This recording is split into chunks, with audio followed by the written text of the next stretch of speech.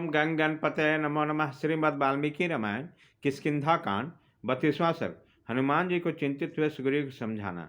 मंत्रियों सहित अंगद का वचन सुनकर और लक्ष्मण के कुपित होने का समाचार पाकर मन में बस में रखने वाले सुग्रीव आसन छोड़कर खड़े हो गए। वे कर्तव्य विषयक विचार के परिनिश्चित विद्वान होने के कारण मंत्र प्रयोग में अत्यंत कुशल थे। उन्होंने श्री रामचंद्र जी के महत्ता और अपनी लघुता का विचार करके मंत्रज मंत्रियों से कहा, मैंने ना तो कोई अनुचित बात मुँह से निकाली है, ना ही कोई बुरा काम किया है। फिर श्री रघुनाथ जी के भ्राता लक्ष्मण मुझ पर क्यों कुपित हुए, इस बात पर मैं बारंबार विचार करता हूँ। जो सदा मेरे छिद्र देखने वाले हैं तथा जिनके हृदय मेरे प्रति शुद्ध नहीं है, उन शत्रुओं का निश्चय श्री रामचंद्र जी ने छोटे भाई लक्ष्मण से मेरे ऐसे दोष सुनाए होंगे जो मेरे भीतर कभी प्रकट नहीं हुए थे। लक्ष्मण के कोप के विषय में पहले तुम लोग धीरे धीरे कुशलतापूर्वक उनके मनोभाव का विधिवत निश्चित कर लेना चाहिए, जिससे उसके कोप का कारण का यथार्थ रूप से ज्ञान हो जाए। अवश्य मुझे लक्ष्मण से तथा श्री रघुनाथ जी से कोई भय नहीं है, तथापि बिना अपराध के कुपित हुआ मित्र हृदय में घबराहट उत्पन्न कर ही देता है। किसी को मित्र बना लेना सर्वथा सुकर है, परंतु उस मैत्री को पालन या निभाना बहुत ही कठिन है, क्योंकि मन में भाव सदा एक सा नहीं रहता। किसी के द्वारा थोड़ी सी चुगली कर दी जाने पे प्रेम में अंतर आ जाता है। इस कारण मैं और भी डर गया हूँ, क्योंकि महात्मा श्री राम ने मेरा जो उपकार किया उसका बदला चुकाने की मुझ में शक्ति नहीं है।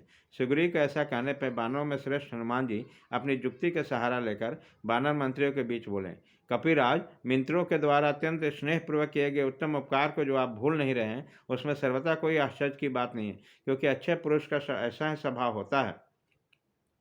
बीरवर श्री रघुनाथ जी तो लोकपादों के भय को दूर हटाकर आपको प्रिय करने के लिए इंद्र तुल्य पराक्रमी बाली का वध किया है, अतः निसंदेह आप पर कुपित नहीं है। श्री रामचंद्र जी ने शोभा संपत्ति को बुद्धि बनाने वाले अपने भाई लक्ष्मण को जो आपके पास भेजा, उससे सर्वथा आपके प्रति उनका प्रेम ही कारण है। समय का ज्ञान रखने वाले श्रेष्ठ कपिराज, आपने सीता के खोज के लिए जो समय निश्चित किया उसे आप इन दिनों प्रमाद में पड़ जाने के कारण भूल गए। देखिए ना, यह सुंदर शरद ऋतु आरंभ हो गई है, जो खिले हुए चितवन के फूलों से श्याम वर्ण की प्रतीत हो रही है। आकाश में अब बादल नहीं रहे, ग्रह नक्षत्र निर्मल दिखाई देते हैं, संपूर्ण दिशाओं में प्रकाश छा गया है तथा नदियों और सरोवरों का जल पूर्णतः स्वच्छ हो गए। बानरराज, राजाओं के विजय यात्रा की तैयारी करने का समय हो गया, किंतु आपको कुछ पता नहीं है। इससे स्पष्ट प्रतीत होता है कि आप प्रमाद में पड़ गए हैं, इसलिए लक्ष्मण आए हैं। महात्मा श्री रामचंद्र जी का पत्नी का अपहरण किया, इसलिए अब वो बहुत दुखी हैं। अतः यदि लक्ष्मण के मुख से उसका कठोर वचन भी सुनना पड़े तो आपको चुपचाप सह लेना चाहिए। आपकी ओर से अपराध हुआ है, अतः हाथ जोड़कर आप लक्ष्मण को प्रसन्न करने के सिवा आपके लिए और कोई उचित कर्तव्य मैं नहीं देखता। राज्य की भलाई के काम पर नियुक्त मंत्रियों का एक कर्तव्य है कि राज्य को उसके हित की बात अवश्य बताएं। अतः मैं भय छोड़कर आपको निश्चित विचार बता रहा हूँ। भगवान श्री राम यदि क्रोध करके धनुष हाथ में ले लें तो देवता, असुर, गंधर्वों सहित संपूर्ण जगत को अपने बस में नहीं में कर सकते हैं।